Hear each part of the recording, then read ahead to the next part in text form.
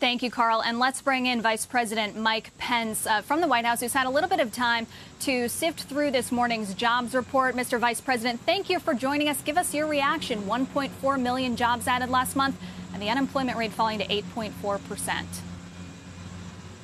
Well, thanks, Kayla. It's another great day for American jobs and American workers. I mean, there were some estimates that we weren't going to see the unemployment rate go into single digits before the end of this year, but because of the foundation that President Trump poured in our first 3 years of less taxes, less regulation, more American energy, more free and fair trade, and because of the relief efforts that we were able to secure from the Congress of the United States, direct support for families, paycheck protection, today we see 1.4 million jobs added. The unemployment rate drops to 8.4%. It's a great day in America and real evidence that the American comeback is underway. To be sure, though, the pandemic has wiped out the 7 million jobs that the administration created up through February and another 4.5 million in net lost jobs since then. How long is the White House forecasting that it's going to take to get back to full employment? And how many of these jobs do you think are permanently lost?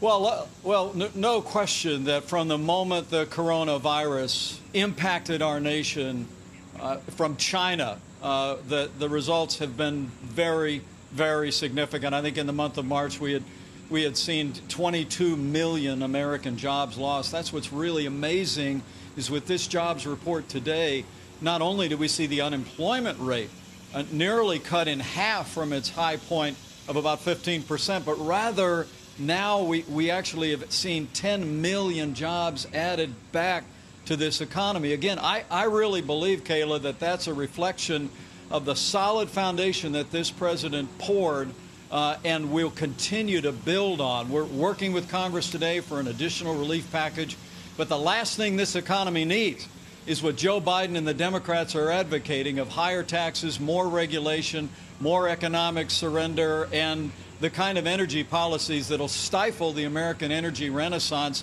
that I've seen in high relief in traveling across the country to places like Pennsylvania and New Mexico and Texas.